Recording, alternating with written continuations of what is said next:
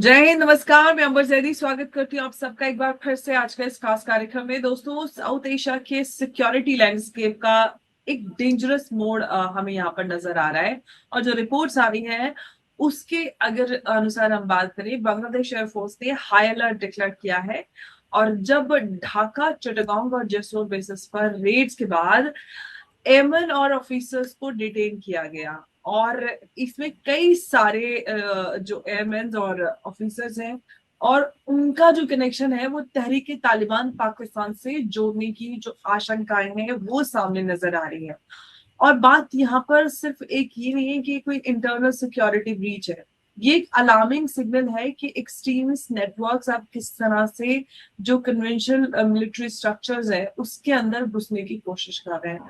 और अब जब हम देख रहे हैं कि पाकिस्तान अफगानिस्तान बॉर्डर पर जो पूरी तरह से ओपन कॉन्फ्लिक्ट हमें एस्केलेट होता हुआ नजर आ रहा है, और साथ ही साथ जो क्रॉस बॉर्डर स्ट्राइक्स और मिलिटेंट जो है वो सेफ हेवंस की तरफ हमें जाते हुए नजर आ रहे हैं, तो इसको थोड़ा सा समझने की कोशिश करेंगे कि आखिर बांग्लादेश फोर्स के अंदर टीटीपी कैसे पहुंचे और या फिर इसके पीछे की कुछ और कहानी है। तो थोड़ा सा इसको आज हम शुरू करते हैं और चर्चा इस पर। उमेश जी हमारे साथ। उमेश जी, बहुत स्वागत है आपका। जय हिंद, नमस्कार। जय सिया राम अंबर जी। जय सिया राम। उमेश जी, ये जो नजर आ रहा है, क्या ये एक आइसोलेटेड इन्फिल्ट्रेशन है या फिर हम ये कहेंगे कि हम जो इंडियन कॉन्टिनेंट है जिसको सब साउथ एशिया कहते हैं उसके अंदर जो आर्म फोर्सेस में जो डीपर जो रेडिकलाइजेशन है ये उसका सिग्नल है? देखिए, अगस्त में 2024 के अगस्त में वहां पर एक सत्ता परिवर्तन हुआ था बांग्लादेश के अंदर। मोहम्मद यूनुस आए थे। मोहम्मद यूनुस ने हमेशा भारत के खिलाफ प्रोवोकेटिव स्टेटमेंट्स दिए। आईएसआई को उन्होंने रिलेशंस मेंटेन किए अपने आईएसआई के साथ, क्योंकि अमेरिका और आईएसआई ने मिलकर उनको वहां पर इंस्टॉल किया था। वो भारत का जो ईस्टर्न बॉर्डर है वहां पर एक कॉन्फ्लिक्ट चाहते थे कि जैसे यूक्रेन के लिए रशिया को तैयार किया गया, रशिया यूक्रेन वॉर हो रहा है, वैसे ही बांग्लादेश और इंडिया का वॉर हो जाए। और उसमें पहले देखिए कि अप्रैल 2025 में पाकिस्तान ने यहाँ पर हिंदू जो सैलानी हैं उनको उनका कत्ल कर दिया था। मतलब 25 से 26 हिंदू टूरिस्ट वेर मैसेकर्ड।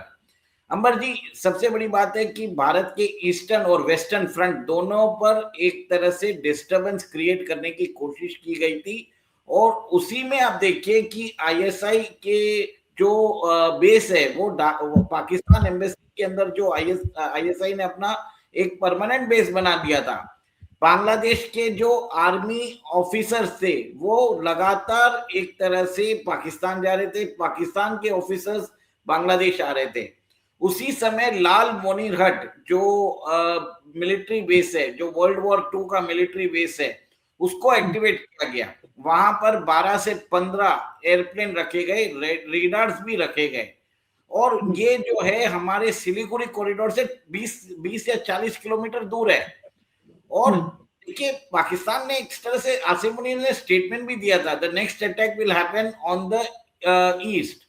और मोस्टली आपको याद होगा कि उस समय बांग्लादेश के अंदर एक रेडिकलाइज लीडर ने ये तक बोल दिया, हमें कोई बॉम्ब की जरूरत नहीं है, हमारे पास लाइव ह्यूमन बॉम्ब्स है, फिदाइन अटैक हम कलकत्ता पे कर सकते हैं। देखिए, सबसे बड़ी बात यह है कि अभी जो हुआ है बांग्लादेश के अंदर, जब सत्ता परिवर्तन हुआ है, बांग्लादेश के पास बहुत सारे चैलेंजेस हैं। तारिक उर रहमान जो वहां पर अभी वो प्राइम मिनिस्टर हैं, उन्होंने अपने एनएसए खलीलुर रहमान को भेजा था इंडिया। उसके बाद फॉरेन मिनिस्टर की मीटिंग भी हुई थी भारत के अंदर। भारत ने अपने कंसर्न्स जताए। देखिए, अगर मेरा ये मानना है कि बांग्लादेश के अंदर मोहम्मद यूनुस रहते तो हम वो गंगा वाटर ट्रीटी जो हमारी बांग्लादेश के साथ मार्च 2026 में हम वो एक तरह से उसकी मियाद खत्म हो रही थी, उसको हम रिन्यू नहीं करते, या हम उस अंदर भी पानी रोक सकते थे।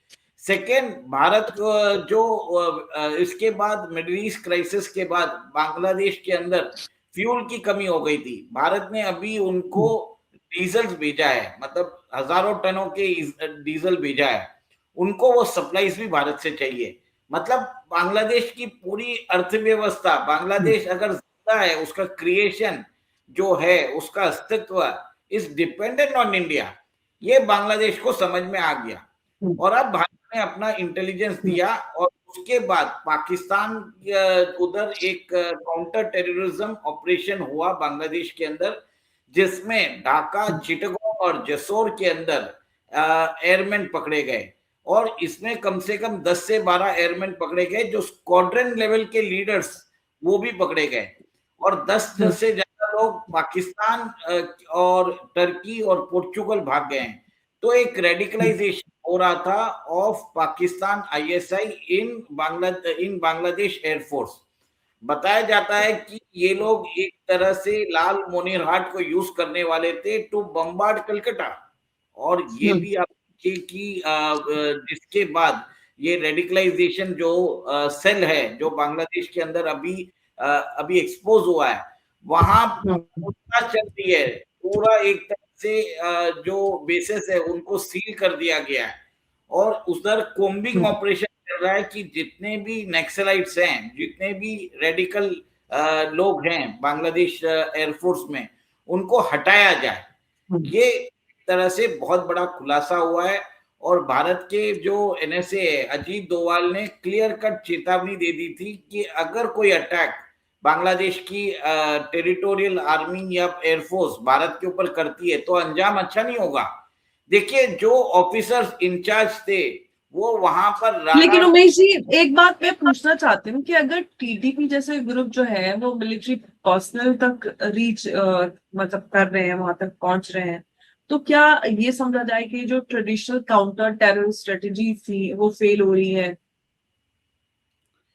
देखिए, वो तो ऑलरेडी इन्फिल्ट्रेट हो चुके थे यूनिस के टाइम पे। अभी तारिक उर रहमान फरवरी में इलेक्ट होके आए और 2 महीने के अंदर ही उन्होंने एक काउंटर टेररिज्म ऑपरेशन चालू कर दिया था।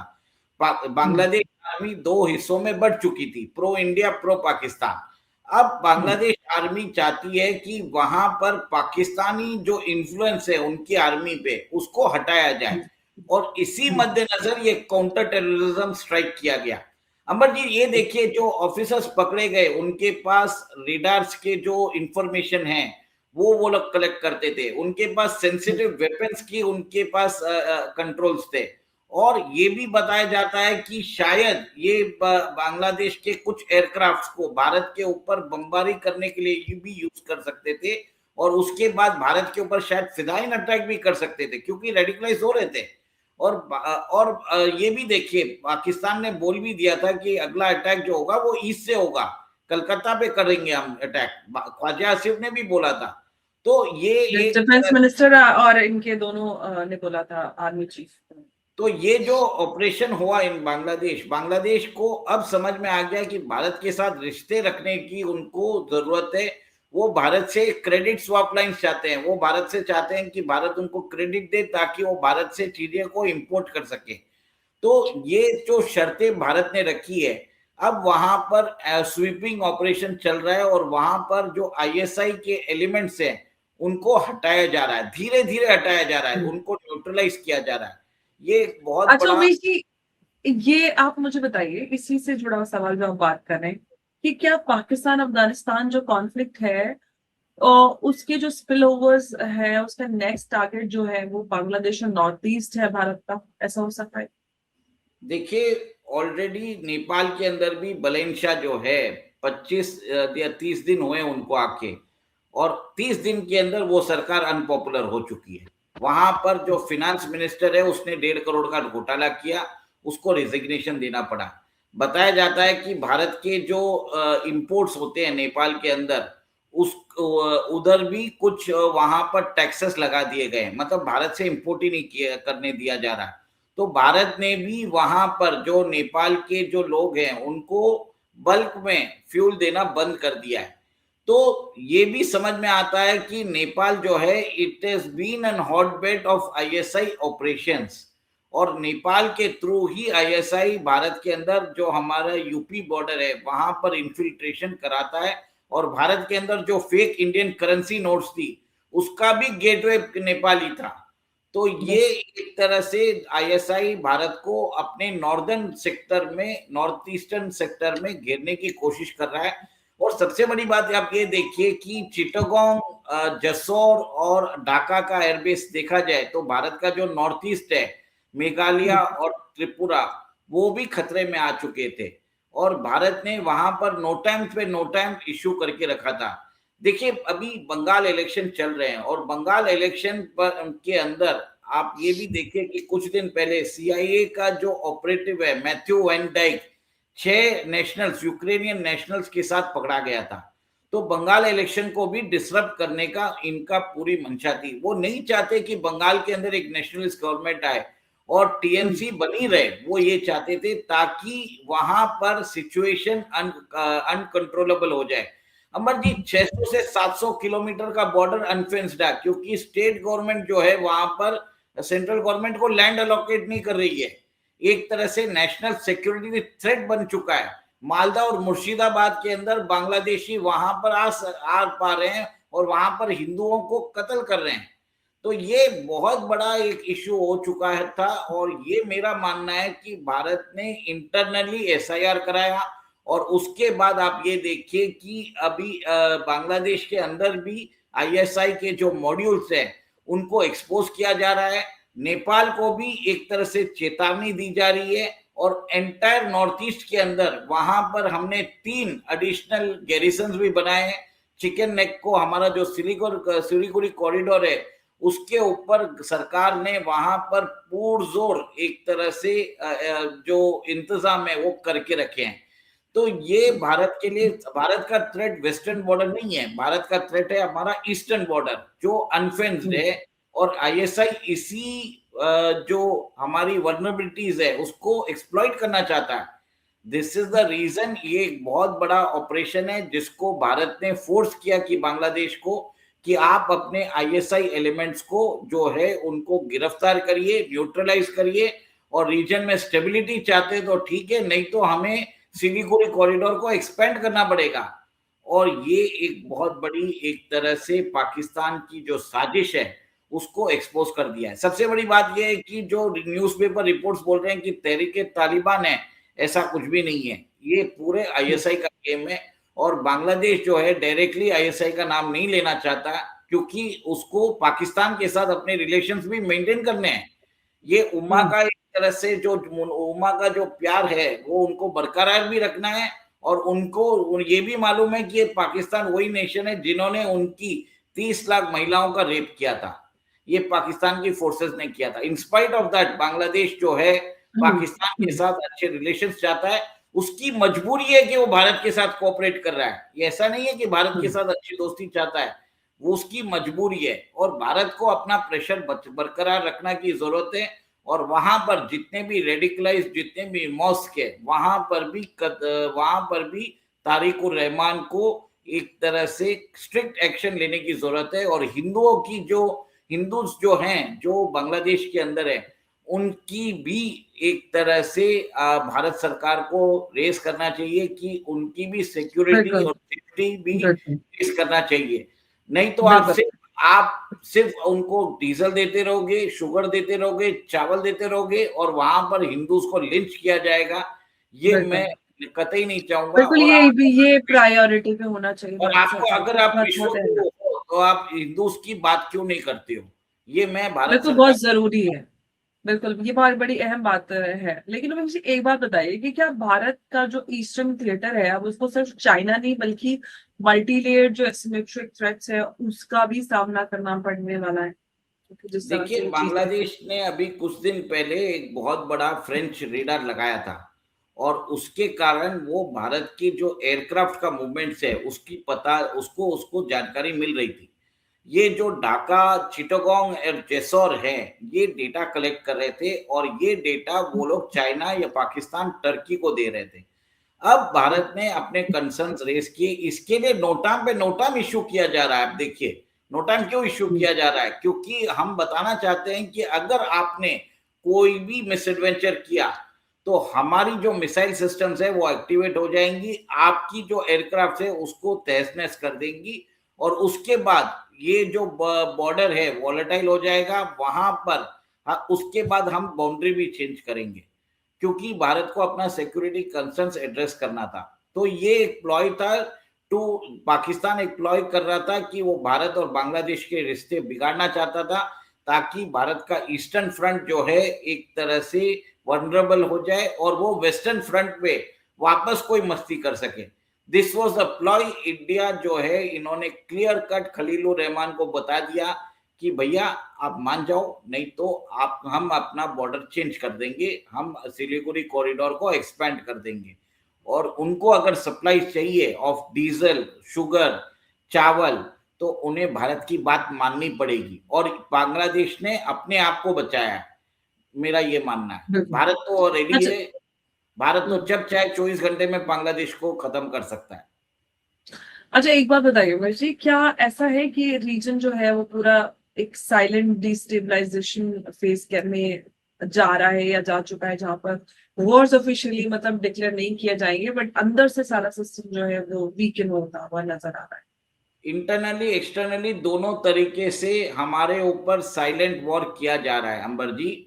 मणिपुर का इशू देख लीजिए, उसके बाद आप देखिए नेपाल में तख्ता परिवर्तन हुआ, सत्ता परिवर्तन हुआ, उस बांग्लादेश के अंदर सत्ता परिवर्तन हुआ, और बलेन शाह जो है वो एंटी इंडिया सेंटिमेंट्स रखते हैं। और सिमिलरली आप देखिए कि जब भी वो आए 1 महीने के अंदर उन्होंने भारत के जो इम्पोर्ट्स है उसको उन्होंने उधर ड्यूटीज लगा दी थी। वो भारत से एक भी चीज इंपोर्ट करना नहीं चाहते, क्योंकि वो कंप्लीट चाइनीज जो है इन्फ्लुएंस में आ चुके हैं। भले ही सत्ता परिवर्तन हुआ, वहां पर कुछ भी स्थिति नेपाल के अंदर अभी भी चेंज नहीं हुई है। बांग्लादेश समझ चुका है, तारिकुर रहमान समझ चुका है कि भारत के बगैर वो उसका अस्तित्व नहीं है। इसके लिए ये वहां पर ये ऑपरेशंस किए और आईएसआई को उन्होंने, आईएसआई के जो मॉड्यूल्स है उसको न्यूट्रलाइज किया है। मेरा ये मानना है कि भारत को सर्जिकल स्ट्राइक्स भी करना चाहिए। अगर ये जो नेशंस है भारत एंटी इंडिया एलिमेंट्स को शेक दे रहे हैं, India reserve the right for a preemptive strike on in Nepal, in Bangladesh, to safeguard its sovereignty. हमें रिएक्टिव बनने की जरूरत नहीं है, we need to strike first, और उसी से आप विश्व को बनोगे। आपसे आप जब तक आप शक्ति प्रदर्शन नहीं करोगे, कोई आपको सम्मान नहीं करेगा, ये मेरा मानना है। और भारत सरकार को एक तरह से बातचीत से ज्यादा शक्ति प्रदर्शन भी जरूरी है। नेपाल और बांग्लादेश दोनों जगह उनको दिखाना जरूरी है कि भारत के बगैर वो उनका अस्तित्व नहीं है। और ये जो ब्लॉकेड है उनको, जो हमने अभी नेपाल के ऊपर किया है, उसको कंटिन्यूस रखो, ताकि उनको समझ में आए, वहां के लोगों को समझ में आए। एंटी इंडिया सेंटिमेंट जो है तब उनको समझ में आएगा। हमने बहुत बातचीत कर ली, हमने बहुत भाईचारा दिखा दिया, अब भाईचारा दिखाने की बात उनकी है, मेरा ये मानना है। बिल्कुल, और बहुत जरूरी है। जब आज हम देख रहे हैं कि बांग्लादेश में जो हो रहा है वो कल किसी भी देश में हो सकता है, और साथ ही सबसे बड़ी बात यह है कि बांग्लादेश हमारा बैकयार्ड है, और वहां पर इस तरह की चीजें होती हैं। टीटीपी जैसे जो ऑर्गेनाइजेशन है वो कन्वेंशनल आर्मी में इन्फिल्ट्रेट कर जाते हैं, तो जाहिर सी बात यह है कि टीटीपी जो आईएसआई ने ही बनाया, और जो आसिम मुनीर और उनके डिफेंस मिनिस्टर ने वार्निंग दी थी कि इस बार इंडिया को ईस्टर्न फ्रंट से घेरेंगे, तो ऐसे में और भी बड़े सवाल खड़े हो जाते हैं। तो ऑफकोर्स भारत को यहाँ पर जो सतर्कता, इनफैक्ट जो एक्टिविटीज हमें 1 साल से ईस्टर्न बॉर्डर पर नजर आ रही हैं वो सारी चीजें थी, और हमने देखा है कि नोटम जारी हुए हैं, और आगे आने वाले महीनों में कई सारी बड़ी एक्सरसाइजेस भी वहां पर होती हुई नजर आने वाली है। तो लगातार काफी कुछ हमें वहां नजर आ रहा है, जिसका सीधा मतलब है कि भारत पूरी तरह से हर फ्रंट पर हर तरह के चैलेंज के लिए तैयार है। महेश जी, बहुत बहुत धन्यवाद आपका इस चर्चा में हमारे साथ जुड़ने के लिए। नमस्कार, जय हिंद, जय भारत। जय सिया राम। जय श्री कृष्ण।